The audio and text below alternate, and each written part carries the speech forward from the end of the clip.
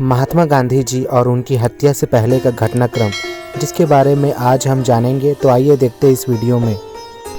आज से 74 साल पहले महात्मा गांधी की हत्या कर दी गई थी। 30 जनवरी 1948 के दिन की शुरुआत गांधी के लिए आम दिन की तरह थी, लेकिन उन्हें नहीं पता था कि यह उनकी ज़िंदगी का आखिरी दिन भी हो सकता है।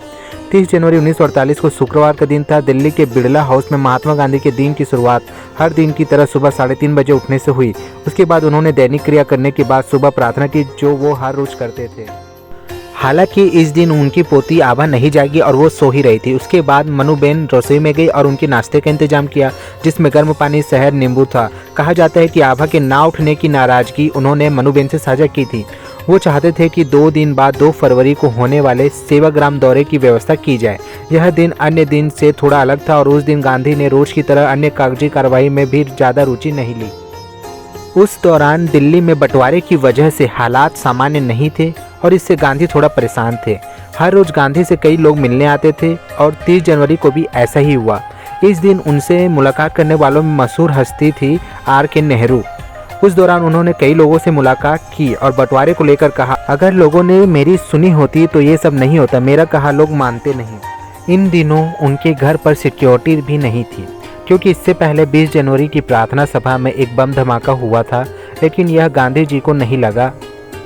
इससे एक दीवार टूट गई थी। 30 जनवरी को ही गांधी जी ने करीब 4 बजे सरदार पटेल से भी मुलाकात की।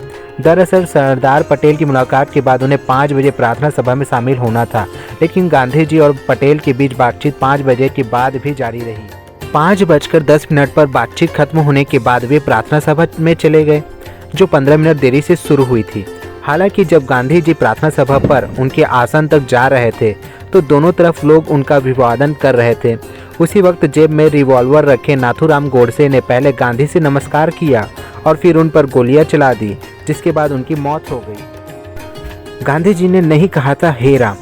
ऐसा कहा जाता है कि गांधी जी की हत्या के वक्त उन्होंने हे राम कहा था।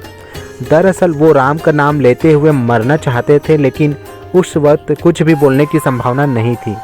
यह रिपोर्ट महात्मा गांधी के निजी सचिव वी कल्याणम के शब्दों पर आधारित है और mkgandhi.org से ली गई है।